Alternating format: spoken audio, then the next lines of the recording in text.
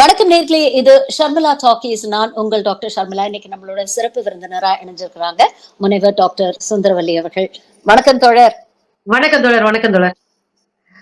நேத்து துக்ளக் ஆண்டு விழால திரு குருமூர்த்தி அவர்கள் பேசியிருக்கிறாரு. பல சர்ச்சைக்குரிய கருத்துக்கள், அவதூறுகள், பொய்கள் அப்படின்னு சொல்லலாம். ஏன்னா நேரடியா அவங்க வழக்கமா பேசுறதுதான். அதுல சில முக்கியமான விஷயங்களை பத்தி நம்ம பேசணும், இது தேவை, பேச வேண்டிய அவசியம் இருக்கிறது அப்படின்னு தோணுச்சு. ஃபர்ஸ்ட் அண்ட் ஃபார்மோஸ்ட் பெரியாரை பத்தி சொல்லும் பொழுது அவர் சொல்றாரு, பிராமணர்கள் இல்லைன்னா பெரியாருக்கு மரியாதையே இல்ல, பெரியாருடைய தேவையே இருந்திருக்கிறாரு அப்படின்னு ஒரு உண்மையை போட்டு உடைச்சிருக்கிறாரு. என்ன நினைக்கிறீங்க அதை பத்தி? ஆமா, அவர் என்ன நினைக்கிறாருன்னா, பெரியார் பிராமணர்களை பேசி பேசியே பெரியார் ஆனவரு அப்படின்னு நினைச்சுக்கிட்டு அவர் சொல்றாரு. பெரியார் இல்லைன்னா பிராமணர்கள் இல்ல, அதுதான் உண்மை. பிராமண பெண்களை இவ்வளவு சீர்கெடுத்து மொட்டை அடிச்சு மூளையில உட்கார வச்சு படிக்க விடாமாக்கி தெருவுக்கு போக விடாமாக்கி அவ்வளவு வேலை பண்ணிட்டு இருந்த கும்பலுக்கு எதிரா பெரியார் கலகம் பண்ணாரு. தேவைப்படுகிற போது பார்ப்பன பெண்களுக்கும் நான் ஆதரவாக நிற்பேன் எழுதினாரு. இது அவர்களுக்கும் பொருந்தும் அப்படின்னு எழுதினாரு. அப்ப பெரியார் இல்லை என்றால் பார்ப்பன அந்த குரூப்ல பெண்கள் இல்லை. இன்னொரு விஷயம், பார்ப்பனர்களை அடையாளம் என்று சொல்ற ஐடியாலஜி இருக்குல்ல, அதுலதான் பெரியார் ஜெயிச்சாரு. யார் எதிரி என்று அடையாளம் காட்டுறது இருக்குல்ல, அத 2 பேர் ரொம்ப சமகாலத்துல செஞ்சாங்க. ஒண்ணு அம்பேத்கர் வடக்க, தெற்க நம்ம ஐயா பெரியார். அம்பேத்கரும் சொன்னாரு, ரயில்வே தொழிலாளர்கள் மாநாடு ஒண்ணு நடக்குது. இந்த ரயில்வே தொழிலாளர்கள் மாநாட்டுல டாக்டர் அம்பேத்கர் பேசுகிற போது சொன்னாரு, நமக்கு 2 எதிரிகள் உண்டு, ஒன்று முதலாளித்துவம், இன்னொன்று பார்ப்பனியம். தெளிவா இருந்தாங்க. இந்த பக்கம் ஐயா பெரியார் சொல்றாரு, பார்ப்பனியம் தான் நம்மளுடைய எல்லாத்தையும் உடைக்கிறது, உன்னை படிக்க விடாம ஆக்குனது, உன்னை கல்வியற்றவனா மாத்துனது, பொருளாதாரமற்றவனா மாத்துனது, ஊரும் சேரியுமா பிரிச்சது. இதுக்கு எல்லாத்துக்கும் பின்னாடி பார்ப்பனர்கள் இருக்காங்க, அவங்களுடைய சதி இருக்கு. இந்த 2 எதிரிகளை அடையாளப்படுத்துகிற அரசியல் தான் இங்க தெற்கையும் வடக்கையும் நம்ம ஆட்கள் செஞ்சாங்க. அதுதான் இன்னைக்கு வரையும் பெரியார மறக்க முடியாம துக்ளக் அந்த எடிட்டர் கதரோ கதர்ன்னு கதறிக்கிட்டு உட்கார்ந்து இருக்காருன்னு நம்ம பாக்கலாம். பெரியார் அவரால் ஏத்துக்க முடியல, ஆனா அம்பேத்கரை ஏத்துக்கிறாரு. இன்ஃபேக்ட் ஒரு படி மேல போய் அவர் கோட் பண்றேன், அவர் சொல்றாரு, இந்துத்துவா உயர் சாதிகளுக்கு மட்டும் சொந்தம் இல்லை, எங்களுக்கும் சொந்தம் தான் அப்படின்னு அம்பேத்கர் பேசினாரு. இத பத்தி விவாதிக்க நான் தயார் அப்படின்னு சொல்லி விடுதலை சிறுத்தைகள் கட்சி தலைவர் டாக்டர் திருமாவளவன் அவர்களை விவாதத்துக்கு சவால் விடுறாரு. எப்படி பாக்குறீங்க? உண்மையிலேயே அம்பேத்கர் அப்படி சொன்னாரா? இல்லங்க, அது துணிச்சலான பொய்யுங்க. ஒரு பொய்ய சத்தமா துணிச்சலா திரும்ப திரும்ப சொல்றது இருக்குல்ல, இது ஹிட்லருடைய ஒரு அசைன்மெண்ட்டுங்க. பொய் தான், ஆனா திரும்ப திரும்ப திரும்ப சொல்லி அதை உண்மையா மக்கள்கிட்ட கன்வெர்ட் பண்ணாங்க. அந்த உத்தி தான் இது. எனக்கு தெரிஞ்சு, நான் ரொம்ப சிம்பிளாவே கேக்குறேங்க, நான் இந்துவாக சாக மாட்டேன்னு புஸ்தகம் எழுதி வச்சுட்டு செத்தவர். நான் இந்துவா சாக மாட்டேன், நானு 10 லட்சம் பேரை திரட்டிட்டு போய் பௌத்த சமயத்தை தழுவியவர். அவர் எப்படிங்க இந்துக்களாக நாம் ஒன்றிணைவோம் அப்படின்னு சொன்னாரு? அவர் பெரியாரையும் கூப்பிட்டாரு, வாங்க நம்ம எல்லாம் சேர்ந்தே போயிடலான்னு. பெரியார் சொன்னாரு, நான் உள்ள இருந்து சண்டை போடுறேன், நீங்க வெளியே இருந்து சண்டை போடுங்க, சண்டை ஆனா ஒரு உறுதியா போடுறோம், சண்டை செய்வோம் அப்படின்னு சொன்னாரு. இன்னொரு விஷயம் என்னன்னா, ஏன் நான் இந்துவா சாக மாட்டேன் அப்படின்னாருன்னா, அதையும் அவர் பேசுறாரு. அம்பேத்கரினுடைய பேச்சும் எழுத்தும் புத்தகத்துல 37வது தொகுதியில பக்கம் 168 170 ஆதாரத்தோட பேசணும்ல, அதுக்காக சொல்றேன். பக்கம் வரைக்கும் சொல்லிட்டேன், வேணா போய் ஆடிட்டரை போய் படிக்க சொல்லணும். அதை அவர் என்ன சொல்றாருன்னா, மகரின மக்களின் முன்னாடி அவர் பேசுகிற போது, இந்து சமயம் நமக்கு என்ன தருகிற தெரியுமா? நாம் உணவு, உறைவிடம், சமூக நீதி, நேர்மையான வாழ்க்கை வாழ்வதற்கு நமக்கு இடையூறா இருக்கு. நமக்கு இடையூறா இருக்கிறது மட்டும் கிடையாது, இன்னொரு சாதிக்கு ஏவலாளாக இருக்க சொல்லி நமக்கு கற்பிக்கிறது. அது ரொம்ப முக்கியமான இடம். நீ எப்படி இருக்கணும் தெரியுமா, ஓ சாதி எப்படி இருக்கணும் தெரியுமா அப்படின்னு திரும்ப திரும்ப நமக்கு போதிக்கிறதுன்னு அம்பேத்கர் எழுதுறாரு.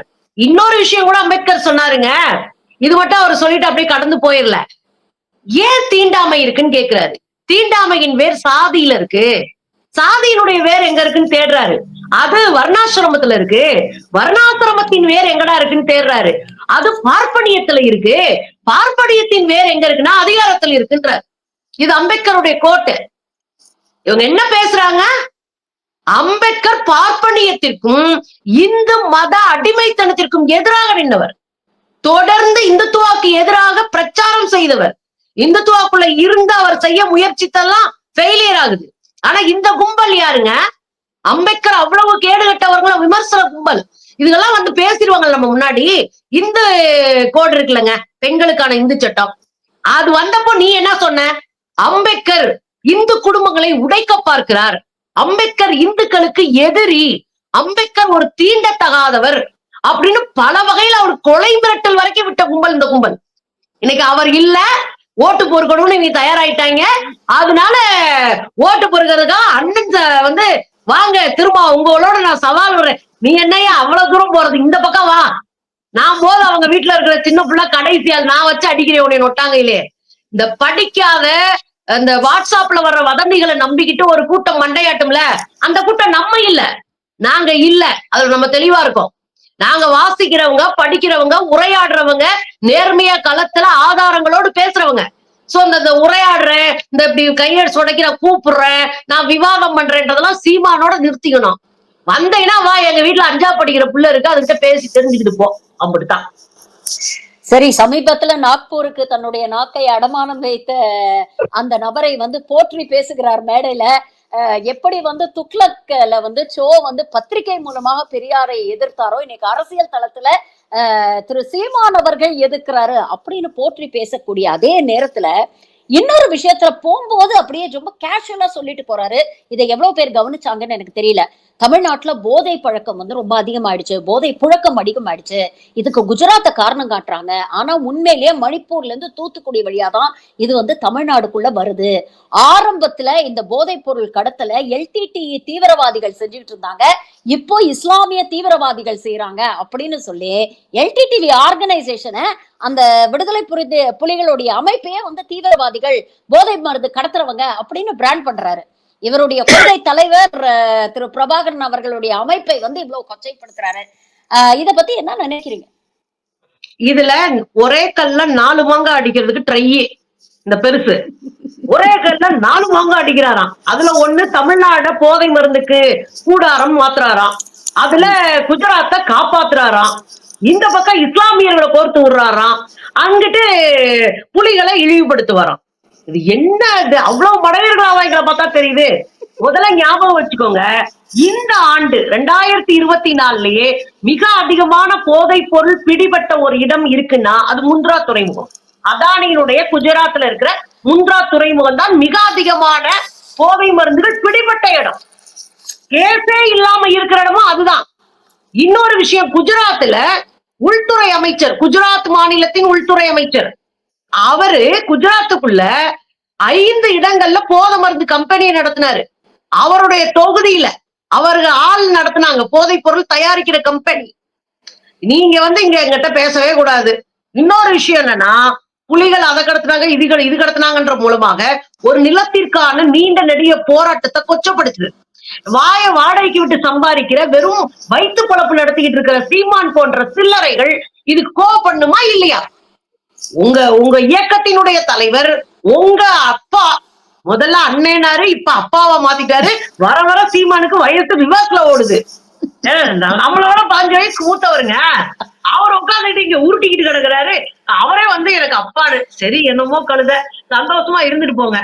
உங்க அப்பார, உங்க உங்க அண்ணனுடைய போராட்ட வாழ்க்கையே, உங்க அண்ணனுடைய அந்த நிலமீட்பிற்கான மிகப்பெரிய உழைப்பை, உயிர் தியாகத்தை ஒருத்தன் கொச்சப்படுத்திட்டு உட்கார்ந்துருக்கான். தூக்கி போட்டு மிதிக்க உனக்கு முடியல, நீ போய் முற்றுகையிட்டு அவர் வீட்டை நான் வந்து முற்றுகையிடுறையா, அல்லது அவருடைய அலுவலகத்தை முற்றுகையிடுக்க நீ சேலஞ்ச் பண்ணில போயிருக்கணும். ஆனா நீ பிழைப்புவாதியாச்சே, நீ யாருன்னே தெரியாது அந்த செத்தவருக்கு. பாவம், அவர் பிரபாகரனுக்கு நீ எல்லாம் யாருன்னே தெரியாது, உன் பேரே தெரியாதுன்னு நானே பலமுறை கதறிருக்கேன். அதுதான் என்னடமா அங்க இருக்கிற தம்பிகள் பேசி எனக்கு தெரியும். அப்படி இருக்கும்போது இவர்களுக்கு சூடு சொரணை எல்லாம் வராது. நமக்கு இருக்கிற கோபம் கூட இந்த சொர்ணையற்ற கும்பலுக்கு வராது. அது வெறும் 10 மட கும்பல். அதத்தான் விடுதலை படத்துல கூட சொன்னாங்க. தலைவர் இப்படி அரசியலற்றவராக இருந்தால், ஒரு தலைவன் அரசியலற்றவரா சித்தாந்தமற்றவரா இருந்தா 10 மட கும்பலத்தான் உருவாக்கும், அதாவது ரசிகர் மன்ற கும்பலத்தான் உருவாக்கும். அதுதான் இங்க இருக்கிற அண்ணன் சீமானுடைய சூழல்.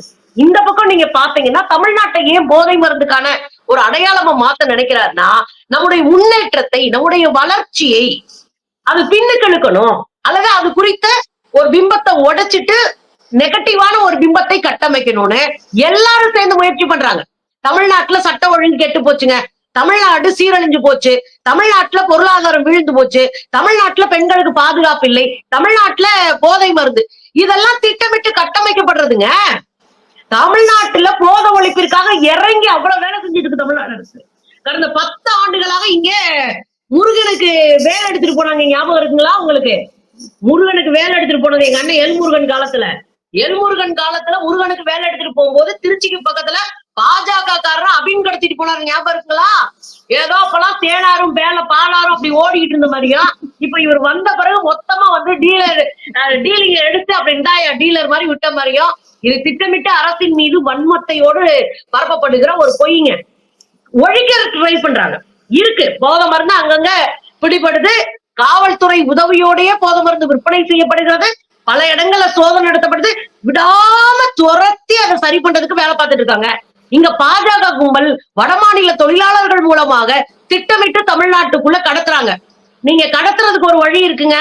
குஜராத்ல இருந்து காரைக்கால் துறைமுகம், காரைக்கால் துறைமுகமும் அதானி துறைமுகம் தான், அது பாண்டிச்சேரியில இருக்கு.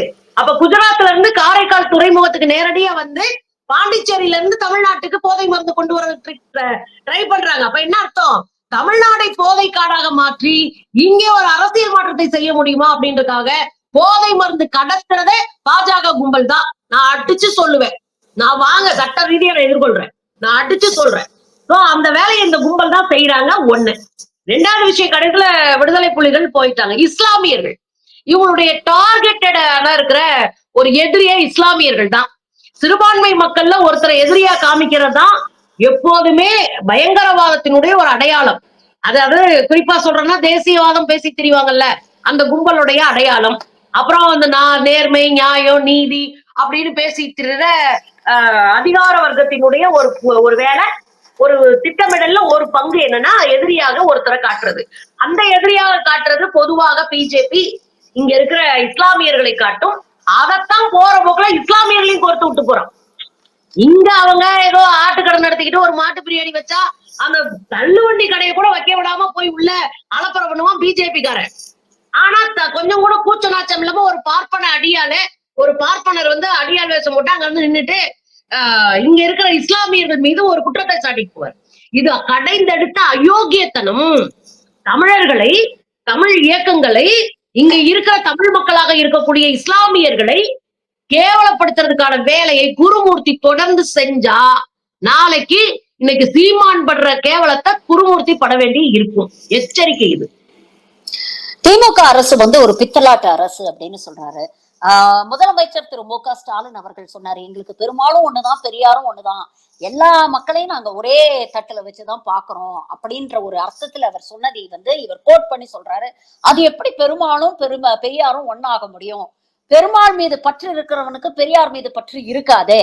அப்ப இவங்க வந்து ஒரு பித்தலாட்ட அரசை இங்க நடத்துறாங்க. 2014 அப்புறம் பாத்தீங்கன்னா ஒரு மோடி துவேஷ அரசியலை வந்து இவங்க கையில எடுத்திருக்கிறாங்க. அதனால தர்மத்தையும் அரசியலையும் இணைக்க வேண்டிய ஒரு மாபெரும் பொறுப்பு இன்னைக்கு பாஜக கையில தான் இருக்கு. இத வந்து இவங்க தான் செய்யணும். அதற்காக நம்மளுடைய முதல் அஜெண்டா வந்து திமுக அரசை தோற்கடிப்பது. இதற்காக என்ன வேணா செய்யலாம். இதே வார்த்தைகள் அவர் சொல்றாரு. திமுகவை தோற்கடிக்க என்ன வேணா செய்யலாம், இத சோசியல் மீடியால கொண்டு போங்க அப்படிங்கிற ஒரு விஷயத்த சொல்றாரு. அப்போ ஒரு அரசியல் ரீதியாக ஒரு கட்சியை தோற்கடிக்கவோ இல்ல இல்லாமலாக்கவோ என்ன வேணா செய்யலாம் அப்படின்னு சொல்லக்கூடிய இந்த அரசியல் எப்படி பாக்க? இல்ல, இது ஒரு கேடுகட்ட அரசியலுங்க. RSS பிஜேபி சங்க பரிவார் கும்பல் தமிழ்நாட்டுல தோத்து போய் அடி வாங்கி ஓடின கட்சி. 40க்கு 40 அடிச்சு தெறிக்க விட்டு ஓட விட்டு அசிங்கப்படுத்துற ஆட்கள் நாம. இங்க பெரும்பாலும் பெரியாரும் ஒண்ணுன்னு எப்படி சொல்றாரு முதலமைச்சர்?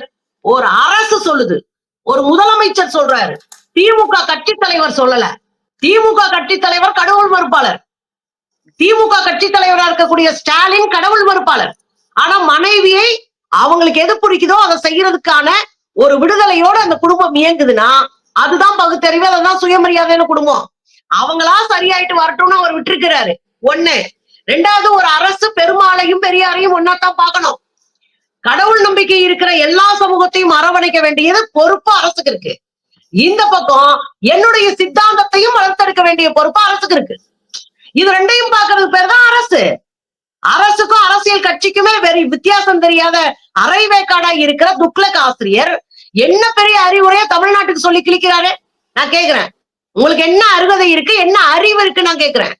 ஒரு அரசையும் ஒரு அரசியல் கட்சியும் பிரித்து பார்ப்பதற்கு கூட அடிப்படை அறிவற்றவர் நீங்க வந்து தமிழ்நாட்டுக்கு செய்தி கொடுக்குறீங்களோ? ஏங்க, இந்த பார்ப்பனியம் கொடுக்கிற செய்தியெல்லாம் கேட்கிற அளவுக்கு நாங்க என்ன பிஜேபியா இல்ல நாம் தமிழருக்கு சில்ற கும்பலா இல்லன்னா இங்க இருக்கிற அல்லு சில்லு போடுற எலும்புக்கு வாலாட்டிட்டு இருக்கிற வார்ரூம் கும்பலா? நாங்க பகுத்தறிவாதிகள், எங்களுக்கு அரசியல் தெரியும். ஆனா இந்த சமூகத்தை ஒருங்கிணைக்க வேண்டும் என்றால் இந்த மக்களினுடைய நம்பிக்கைகளை பாதுகாக்க வேண்டிய வேலையை அரசு செய்யணும். அதனாலதான் முருகனுக்கு விழா, அதனாலதான் மத்தவங்களுக்கும் விழா எடுக்கிறோம். அதே சமயத்துல பெரியாருக்கு விழா எடுக்கிறோம். அம்பேத்கர் புத்தகத்தை எளிய விலையில குறைந்த விலையில சின்ன சின்ன பதிப்புகளாக்கி மொத்தமா மொழிபெயர்த்து தமிழ்ல வெளியிட்டு இருக்க அரசு. எங்க வாங்கல பேசுவோம். அப்ப தெளிவா ஒரு விஷயம் தெரியுதுங்க, இவங்க காலூண்டவே முடியாதுன்ற சூழலுக்கு தள்ளப்பட்டாங்க. திமுக கூட்டணி வலுவான கூட்டணியா இருக்கு. நீங்க கூட்டணியை சரியா புரிஞ்சுக்கணும். தவறுகள் நடக்கிற போது சுட்டி காட்டி அதை தட்டி கேட்பவர்கள் தான் நண்பர்கள். தவறுகளுக்கு முதுகு சொரிஞ்சு விடுறவங்க நண்பர்கள் கிடையாது. அதை நம்ம செய்யறோம். இத முதலமைச்சரே பல இடங்கள்ல சொல்லியிருக்காரு. எங்க கூட்டணியில இருக்கிற கம்யூனிஸ்டுகள் போன்றவங்களாம் எங்கிட்ட வந்து தவறு நடக்கும்போது சொல்லுவாங்க, நான் சரி செய்வேன். அதுதான் ஒரு தலைமைக்கு அழகு. ஒரு கூட்டணியினுடைய தலைமை தன்னுடைய தவறுகளை சரி செய்து கொள்கிறது. அது அவரே வெளிப்படையா மனோரமா பத்திரிகை ஆண்டு விழால பேசியிருக்காரு நம்ம முதலமைச்சர். அப்ப கூட்டணி வலுவா இருக்கு. இங்க என்ன சண்டை நடந்தாலும் எவ்வளவு கருத்து முரண்பாடுகள் வந்தாலும் தனித்தனியான பல விஷயங்கள் நடந்தாலும் கூட ஒற்றுமையா கூட்டணி வரும்போது விட்டு கொடுக்க மாட்டோம். கூட்டணின்னு வரும்போது நாங்க ஸ்ட்ராங்கா நிற்போம். ஏன்னா இந்த கூட்டணி கொள்கை கூட்டணி. என்ன கொள்கையில கூட்டணியா இருக்கும்? RSS பிஜேபி சங்க பரிவார் போன்ற மதவாத அமைப்புகளை தமிழ்நாட்டில் காலூன்ற விடமாட்டோம் என்கிற கொள்கை கூட்டணி. அதுல நாங்க தெளிவா இருக்கோம். அதனால உங்க இந்த பிரச்சாரம் அதெல்லாம் பார்த்து வேணா ரஜினிகாந்த் வேணா உங்களை அறிவாளியா நினைக்கலாம், நிர்மலா சீதாராமன் உங்களை அறிவாளியா நினைக்கலாம். நீங்க எல்லாம் எங்களுக்கு ஒரு மேட்ரே இல்ல, நொட்டாங்க அப்படி தட்டி விட்டு போயிட்டே இருப்போம். அதனால ரொம்ப ஆடக்கூடாதுன்னு அவருக்கு நாங்க அன்பா சொல்லிக்கிறோம். நீங்க சொன்ன இதே விஷயத்தை அவர் குறிப்பிடுறாரு. அதாவது திமுக கூட்டணி வந்து ரொம்ப வலுவான ஒரு கூட்டணியா இருக்கு, அதனாலதான் இன்னைக்கு ஸ்டாலினுக்கு எதிராக யாருமே இல்ல, எதிரணியில இருக்கிறவங்க எல்லாம் சிதறி கிடக்குறீங்க, அப்போ ஒரு அலையன்ஸ், ஒரு ஸ்ட்ராங் அலையன்ஸ் வந்து ஒண்ணு தேவைப்படுது அப்படிங்கிற ஒரு விஷயத்த பதிவு பண்ணிட்டு அவர் சொல்றாரு, அதிமுக மீதும் ஊழல் குற்றச்சாட்டுகள்லாம் இருக்கு, இருந்தாலும் திமுகவை பார்க்கும் பொழுது இவங்க இந்து விரோதி கிடையாது, தேச விரோதி கிடையாது, அதனால அதிமுகவோட கூட்டணி போலாம் அப்படிங்கிற விஷயத்தையும் பதிவு பண்ணிட்டு இபிஎஸ் மீது ஒரு கடுமையான ஒரு தாக்குதலை வந்து வைக்கிறாரு. எடப்பாடி பழனிசாமி அவர்களுக்கு ஆளுமை இல்லை, சொந்த புத்தியும் இல்ல, சொல் புத்தியும் இல்ல, அடுத்தவன் சொன்னாலும் கேட்டுக்க மாட்டேங்கிறாரு. இப்படி கேட்டுக்காம போனதுனாலதான் 2021 தோற்று போனாங்க. அந்த 15 சீட் வந்திருந்ததுன்னா இன்னைக்கு திமுக வந்து ஒரு மைனாரிட்டி கவர்மெண்டா இருந்திருக்கும். இதை ஈஸியா பாஜக டாக்டிக்ஸ் மூலமா நம்ம கவுத்திருக்கலாம். ஆனா அது முடியாம போச்சு. இதுக்கு காரணம் இபிஎஸ் தான். அப்ப கூட்டணி தேவை அதிமுகவோட. ஆனா அந்த கூட்டணி வந்து பாஜகவோட டேர்ம்ஸ்ல இருக்கணுமே தவிர எடப்பாடி ஆளுமையா இருக்கக்கூடிய, எடப்பாடி தலைவரா இருக்கக்கூடிய அதிமுகவோட கூட்டணி அப்படிங்கிறது எந்த அளவுக்கு சாத்தியம் அப்படிங்கிற ஒரு கேள்வியும் வைக்கிறாரு. சமீபத்துல நடந்த ஈவெண்ட்ஸ் எல்லாம் நீங்க பொருத்தி பார்க்கும் பொழுது முக்கியமான தலைவர்கள்லாம் எடப்பாடியை போய் சந்திச்சு ஒருங்கிணைந்த ஒரு அதிமுக வேணும், பாஜகவோட கூட்டணி வேணும் அப்படின்னு வலியுறுத்தியது. ரீசெண்டா தினகரன் பேசின ஒரு விஷயம், எல்லாரும் சேர்ந்து வந்து போட்டியிடணும், அப்பதான் அதிமுகவை காப்பாற்ற முடியும்னு சொன்னது. இப்போ எடப்பாடியோட சொந்தக்காரங்க வீட்டுல எல்லாம் ரெய்டு நடத்துறது, மீண்டும் இரட்டை இலை பிரச்சனை வருது. இதெல்லாத்தையும் பொருத்தி பார்க்கும் பொழுது நேரடியாகவும் மறைமுகமாகவும் இபிஎஸ்க்கு ஒரு அழுத்தம் கொடுக்கப்படுகிறதா? இதற்கு நீங்க பணிஞ்சு வரணும், வரலன்னா உங்களை தூக்கி போட்டுட்டு கூட நாங்க அதிமுகவை எடுத்துக்கிட்டு போறதுக்கான வேலைகள்ல நாங்க இறங்கிட்டோம் அப்படிங்கறத மறைமுகமா இபிஎஸ்க்கு தெரிவிக்கிறாங்களா அப்படிங்கிற ஒரு கேள்வி எழுது. நீங்க என்ன நினைக்கிறீங்க? இல்ல, இது வந்து தொடர்ந்து பாஜகவினுடைய அரசியல் உத்தி. நீங்க சிவசேனாவை என்ன பண்ணாங்க? ஏக்நாத் ஷிண்டே வச்சு உடைச்சாங்க, உடைச்சு பாதியா தூக்கிட்டு போய் வெளியே வச்சுக்கிட்டாங்க. இந்த பக்கம் பாத்தீங்கன்னா அஜித் பவார் அவர் வந்து தேசியவாத காங்கிரஸ் உடைச்சு தூக்கிட்டு போனாங்க. இவங்க ரெண்டு பேரையும் கொண்டு போய் அவங்களுக்குள்ள வச்சு ஒரு கூட்டணியை உருவாக்கி பண்ணாங்க.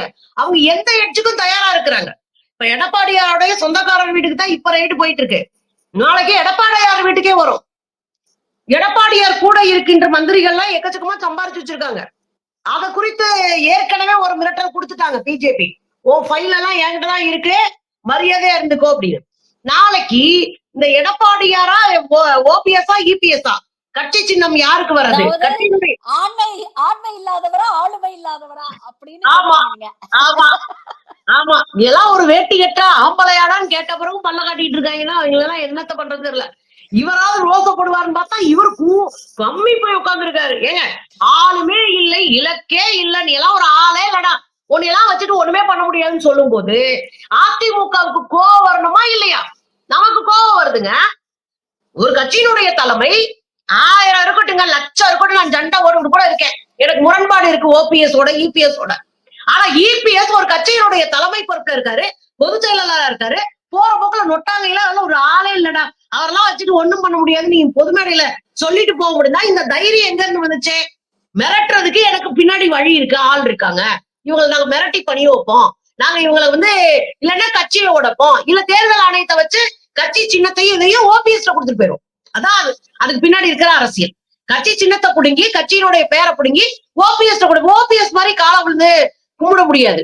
அவர் நல்லா நெடுஞ்சாங்கடையா விழுந்து நம்ம கோயில்ல திருப்பதியில கும்புற மாதிரி நெடுஞ்சாங்கடையா விழுந்து கும்பிடுவார் அவரு.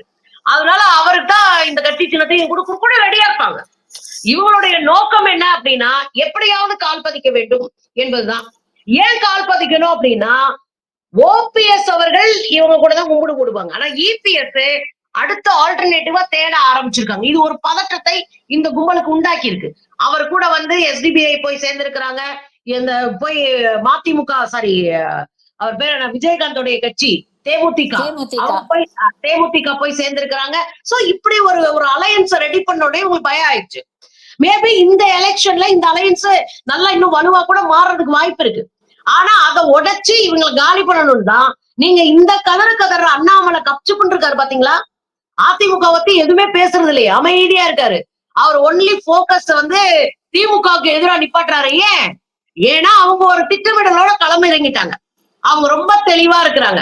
எந்த வழியில அவங்களுக்கு சிக்கல அப்படின்னா மொத்தமா கட்சியவே முடிச்சு வர்றதுக்கான வேலையிலயோ இருக்கிறாங்கன்றத நம்ம இதுல புரிஞ்சுக்க முடியுது. அப்ப தெளிவா ஒரு விஷயம் என்னன்னா, எனக்கு நீ உதவியா இருந்தா இரு, இல்லன்னா ஒரு சோழியை முடிச்சிருவேன் அப்படின்னு ஒரு இதுல இருக்காரு. அப்புறம் சொன்னாரு 12 சீட்டு கொடுத்திருந்தா நாங்க ஜெயிச்சிருவோம். 20 சீட்டு கொடுத்திருந்தாங்க போன தேர்தல. அதிமுகவுக்கு 20 சீட்டு, நீ ஜெயிச்சதா 6 சீட்டு, 4 சீட்டு. இல்ல அவர் தினகரனோட கூட்டணி வைக்கிறத பத்தி அமித்ஷா பேசியிருக்கிறாரு அப்படிங்கிற ஒரு இததான் மேற்கோள் காட்டி காமிக்கிறாரு, சொல்றாரு, இன்டைரக்டா சொல்றாரு. அத நீங்க தினகரனோட கூட்டணி வச்சிருந்தீங்கன்னா ஒரு 10-15 இடத்துல நீங்க தோத்திருக்க மாட்டீங்க. இன்ஃபேக்ட் திமுகவால ஒரு தனி பெரும்பான்மையோட அரசு அமைத்திருக்க முடியாது, மைனாரிட்டி கவர்மெண்டா மாத்தி இருக்கலாம், அந்த வார்த்தை நீங்க நழுவு விட்டுட்டீங்க அப்படிங்கிறாங்க. ரைட். தினகரன் நின்னு எவ்வளவு ஓட்ட பிரிச்சாரு. அவரே அந்த குக்கர்ல 2 விசில் வந்ததோட அப்படித்தான் குக்கரை தூக்கி ஓரமா வச்சுட்டாங்க, முடிஞ்சு போச்சு. அவரே தனியா தெரிஞ்சிட்டு இருக்காரு. இப்ப இந்த அம்மாவாவது முன்னாடி ஸ்ட்ராங்கா நின்று அரசியலை முன்னெடுத்திருந்தா கூட கட்சியை கைப்பற்றிக்கலாம். இந்த அம்மா நான் ஓய்வெடுக்க போகிறேன்னு அறிவிச்சுட்டு அவங்கட்டு போயிட்டு திடீர்னு முந்தா நாள் நின்றுட்டு அதை எப்படி நான் விடுவேன் அப்படின்றாங்க. சோ தெளிவான நிலைத்த ஒரு அரசியல் நிலைப்பாட்டை எடுக்க முடியல. சித்தாந்த தெளிவு உங்க யாருக்குமே கிடையாது. பாஜக என்பது ஒரு மனிதகுல விரோதி.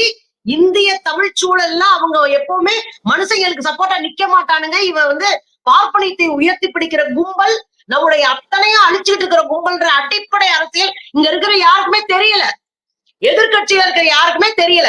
அதனாலதான் அவன் உடஞ்சு கிடக்குறான். அவனுடைய நோக்கம் அவன் பதவி, அவன் வளர்ச்சி அப்படின்றனால உடஞ்சு கிடக்குறான். இங்க திமுக கூட்டணி ஸ்ட்ராங்கா இருக்கு. ஏன் ஸ்ட்ராங்கா இருக்கு? நீங்க இங்க இருக்கிற இஸ்லாமிய அமைப்புகள் ரொம்ப தெளிவானவங்க. இங்க இருக்கிற விசிகா ரொம்ப தெளிவான இடதுசாரி அமைப்பு. இங்க இருக்கிற இடதுசாரிகள் அவங்க ரொம்ப தெளிவான அரசியல் சித்தாந்தம் கொண்டவர்கள். நீங்க மதிமுக இங்க இருக்கிற எந்த கட்சி வேணா எடுத்துக்கோங்க, திமுக கூட்டணியில இருக்கிற எந்த கட்சி வேணாலும் எடுத்துக்கோங்க, சரியான ஒரு புள்ளியில கடுமையா ரொம்ப வலிமையா இணைஞ்சு நிக்கிறாங்க. அதனால நீங்க எப்படி கூட்டி பெருக்கி கூடையில நிரப்பினாலும் அது குப்பை தான். அந்த குப்பையால எதுவுமே விளைய போறது கிடையாது. எடப்பாடியுடைய நிலைமை ஒரு புலிவால புடிச்ச மாதிரி ஆயிடுச்சோ. இன்னைக்கு கூட்டணி வச்சுக்கிட்டா கூட எடப்பாடியோட தலைமைக்கு ஒரு ஆபத்து இருக்கு. ஏன்னா அங்க அண்ணாமலை இருக்கிறாரு. மீண்டும் அவரதான் மாநில தலைவரா கொண்டு வர போறாங்க அப்படின்னு சொல்றாங்க. கண்டிப்பா எடப்பாடியை விட இன்னும் ஒரு ஸ்ட்ராங் ஆளுமையா கம்பேரிசன்ல நீங்க பாத்தீங்கன்னா ஓரளவுக்கு அண்ணாமலை இன்னைக்கு யங்ஸ்டர்ஸ் ரீச் ஆயிருக்காரு. ஓரளவுக்கு பாஜகவை வளர்த்தி இருக்கிறார் அப்படின்னு கூட சொல்லலாம். அப்போ எடப்பாடியோடைய ஆளுமை அங்க அடிபட்டு போகுது.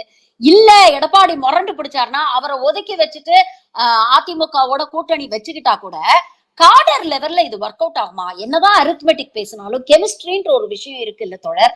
அடிமட்ட தொண்டர்கள் மீது ஒன்ஸ் ஒரு விரிசல் வந்துருச்சுன்னா அதை என்னைக்குமே ஒட்ட வைக்க முடியாது இல்லையா? அப்ப எப்படி இப்படி ஒரு கூட்டணி அமைஞ்சா கூட இது ஒரு வெற்றி கூட்டணியா இருக்கும் அப்படின்னு எந்த நம்பிக்கையில இவங்க எல்லாம் செயல்படுறாங்க? பெரியார நான் பெரியாரையும் பெரியாரிய சித்தாந்தங்களையும் வேற இருப்பது என் வேலைன்னு சீமான் பேசினார்ல. அப்போ மக்கள் கிட்ட ஒரு கருத்து கேட்கிறாங்க. அப்ப மக்கள்கிட்ட கேட்கும் போது சுந்தரி அம்மா அப்படின்னு ஒரு அம்மா அவங்க பேட்டி கொடுக்குறாங்க. ஏன் அந்த பேர் வரைக்கும் மனப்பாடம் பண்ணிக்கிட்டேன்னா அதை சொல்லணும் அப்படின்னு. சுந்தரி அம்மா என்ன பேட்டி கொடுக்குறாங்கன்னா, எப்படி திராவிட இயக்கம் தொடங்குச்சுன்றதுல இருந்து சொல்றாங்க. ஒரு சாதாரண படிக்காத அம்மா. அவங்க கடைசியில என்ன தெரியுமா சொன்னாங்க? இந்த நான் அதிமுகவுக்கு தான்ப்பா ஓட்டு போடுவேன். ஆனா இன்னைக்கு பாத்தீங்களா கட்சியை உடைச்சிட்டாங்கல்ல. சுயநலமா முடிவெடுத்து தனித்தனியா அவங்க சுயநலத்தை பார்த்து இன்னைக்கு கட்சியை உடைச்சிட்டாங்கப்பா, கட்சியை ஒருங்கிணைக்க யாருமே இல்லப்பா அப்படின்னு அந்த அம்மா சொன்னாங்க. எனக்கு அது ரொம்ப நேரம் நான் யோசிச்சுட்டு இருந்தேன். அந்த அம்மாவுடைய வார்த்தை எவ்வளவு வலியினுடைய வெளிப்பாடு. ஒரு சாமானிய தொண்டன் கட்சிக்காரன் எப்படி யோசிக்கிற அவங்க மேல நம்பிக்கை இல்லாம இருக்கான். அதுதான் அதோடைய வெளிச்சமான விஷயம். உங்க மேல நம்பிக்கை இல்ல. சாமானிய கடைநிலை தொண்டனுக்கு உங்க மேல நம்பிக்கை இல்ல. பாஜக உங்க தொண்டர்கள்ல வேலை செய்யறவன பூரா விலைக்கு வாங்கிருச்சு. சோ கட்சி கலகலத்து போயிருக்கு. ஐயா எடப்பாடியார் அவர் பாட்டுக்கு ஜம்முன்னு அரண்மனையினுடைய முப்பரிகையில உட்கார்ந்துகிட்டு அப்படியே நகர்வனத்தை வேடிக்கை பார்த்துட்டு இருக்காரு. அதெல்லாம் காலத்துக்கு உதவாது. அப்ப என்னன்னா இவங்களுடைய செயல் திட்டம் ஒண்ணும் இல்லாம போச்சு. பெரிய செயல்பாடுகள் இல்ல. கிளை மட்டத்துல ஸ்ட்ராங் ஆக்காம விட்டுட்டாங்க. ரெண்டாவது நாலா பக்கத்துல இவங்களுக்கு ஒரு நெருக்கடி இருக்கு. அடுத்த முறை இந்த அம்மா பிரேமலதா இவங்களோட கூட்டணியில இருப்பாங்களான்னு இப்ப நம்மளால சொல்ல முடியாது. ஒரு ஸ்ட்ராங்கான கூட்டணியா இது மாறும் பட்சத்துலதான் இவங்களோட இருப்பாங்க. அவங்க இருக்க மாட்டாங்க. அப்ப நீங்க பாத்தீங்க அப்படின்னா இன்னும் பலவீனத்தை தான் இவங்க எதிர்கொள்றாங்க. உண்மை என்னன்னா அவர் பேசுனதுலயே ஒரே ஒரு உண்மை, நம்ம ஆடிட்டர் பேசுனதுல நம்ம திமுக கூட்டணி வலுவா இருக்கு, எதிர்க்க எதிரியே இல்ல, அதான் உண்மை. அதைத்தான் இவங்க எல்லாம் காட்டுறாங்க. நமக்கு அது வருத்தம் இருக்கு. நமக்கு என்ன வருத்தம்னா சமூக வலைத்தளங்கள்ல வார் ரூம வச்சுக்கிட்டு தன்னை அடையாளப்படுத்தி பயங்கரமா தன்னை பத்தி ஒரு பெரிய பிம்பத்தை எப்படி மோடி பிம்பத்தை கட்டமைச்சாங்களோ அது மாதிரி அண்ணாமலை பிம்பத்தை கட்டமைக்கிறாங்க. அண்ணாமலை தமிழ்நாட்டுக்குள்ள அறுத்து தள்ளிட்டதா ஒரு பிம்பத்தை அண்ணாமலை கட்டமைக்கிறாரு ஊடகங்கள் வாயிலாக. ஆனா இந்த கட்டமைக்கிறத உடைச்சு காலி பண்ணி நாமெல்லாம் ஒன்னா நிக்கணும் அப்படின்னா ஒரு 2 படி இறங்கி வரணும். நீங்க ஓபிஎஸ் எந்த காலத்திலையும் சேர்த்து கூடாதுங்க. அது நமக்கே உடன்பாடு கிடையாது. ஆனா மற்றவர்களை சேர்த்துக் கொள்வதில் இவருக்கு என்ன பிரச்சனை? அப்போ உன் கட்சியை வலுப்படுத்தணும், உன் சின்னத்தை காப்பாத்தணும்னா நீங்க எல்லாம் ஒரு அணியில வலுவா நில்லுங்க. கொஞ்சம் விட்டு கொடுங்க. கட்சியே இல்லாம போச்சுன்னா நாளைக்கு இப்படி ஒரு கட்சி இருந்ததா அப்படின்னு குழந்தைங்க படிக்கிற நிலைமை வந்துரும். அன்னைக்கு கலைஞர் தான் சொன்னாரு, எமர்ஜென்சி பீரியட்ல தேசிய அப்படின்னு சேர்த்தாதான் கட்சியை காப்பாத்த முடியும்னு சொல்லும் போது பரவாயில்ல போனா போயிட்டு போகுது. ராமச்சந்திரன் தான் வச்சிருக்காருல அதிமுக, அண்ணா திராவிட முன்னேற்ற கழகம், அந்த கட்சி இருக்கும்ல, நம்ம கட்சியை ஒடுக்குனாலும் அப்படின்னு கலைஞர் சொன்னாரு. அதே எம்ஜிஆர்ட்ட கேட்கும் போது நாங்களே இல்லைன்னா என்னங்க, திமுக இருக்கும்ல, எங்க அண்ணா தோற்றுவிச்சது அப்படின்னு அவங்க சொன்னாங்க. இந்த சென்டிமெண்ட்டை நான் சொல்றேன். தமிழ்நாட்டுல நாங்க பார்த்து வளர்ந்த இந்த கட்சி எங்க ஊர் கட்சிங்க. இந்த கட்சிகளுக்குள்ள எவ்வளவு முரண்பாடு இருந்தாலும் நம்ம ஊருக்குள்ள இருந்து இந்த கட்சி செயல் திட்டம் இருக்கு. ஆனா இதை உடைச்சிட்டு எங்கேயோ இருந்து ஒரு பார்ப்பனிய சக்தி உங்களை இயக்குது, உங்களை அடிமையா வச்சிருக்கு அப்படின்னா நீங்க அதை முழிச்சுக்க வேண்டாமா? எந்திரிச்சு வர வேண்டாமா? உங்க அடி மட்டத்தை கட்டமைக்க வேண்டாமா? இதே எடப்பாடியார், நான் இன்னும் கூட சொல்றேன், எடப்பாடியார் ஊர் ஊரா போங்கன்றேன், தெரு தெருவா போங்க, உங்க கிளைகளை கட்டமைங்க, ஸ்பீடா வேலை பாருங்கன்ற. குறைந்தபட்சம் எதிர்கட்சியாவது இருக்க முடியும். அடுத்த எலெக்ஷன்ல நான் சொல்றேன், குறைந்தபட்சம் எதிர்கட்சியா இருக்க முடியும். இல்லைன்னா அதை இழந்துட்டு நீங்க இப்பங்க ஒரே ஒரு கட்சி தான் ஆண்டுச்சுன்னு போயிட்டே இருக்க வேண்டியதான் நாங்க. அப்ப அந்த வருத்தத்தோட நான் பதிவு பண்றேன், அதிமுக தன்னை காப்பாற்றிக் கொள்ள வேண்டும் என்றால் குறைந்தபட்சம் எடப்பாடியார் இறங்கி வந்து அந்த கட்சியில உதிர்ந்து போன அத்தனை பேரையும் ஒருங்கிணைக்கணும். அது ஒண்ணும் மானக்கேடெல்லாம் கிடையாது. தான் கட்சிக்காரங்களை ஒருங்கிணைக்கிறது நமக்கு என்ன அவமானம், அசிங்கம்? வலுவா இருந்தாலும் நீங்க தானே துணை செயலா இருக்க போறீங்க. வலுவா வைங்க, அதை பேசா வச்சு நீங்க பேசுங்கன்றதா இதுல நம்ம உணர்ந்துகிட்ட, வெளியே இருந்து உணர்ந்துகிட்ட விஷயம். சோ எல்லா விதத்திலையும் அதிமுகவை உடைப்பதற்கு சகல அஸ்திரங்களையும் எய்வதற்கு பாஜக ரெடியா இருக்கு. அது இந்தியாவில் இருக்கிற சகல பல்வேறு துறைகள் இருக்காங்கல்ல, சிபிஐ, அது என்னதுங்க, ஐடிஐ, அப்புறம் இடி, அடிசி, எல்லாத்தையும் நீதிமன்றம் வரைக்கும், தேர்தல் ஆணையம் வரைக்கும் உங்களுக்கு எதிராக ரெடி பண்ணி வச்சுட்டாங்க. பார்த்து பொழைச்சுக்கோங்க. அப்படித்தான் பரிதாபத்துல எங்களால பேச முடியும். பல விஷயங்களை இன்னைக்கு எங்களோட பகிர்ந்துக்கிட்டீங்க. உங்க நேரத்துக்கும் கருத்துக்களுக்கும் மிக்க நன்றி தோழர். Thank you very much. மகிழ்ச்சி தொடர்.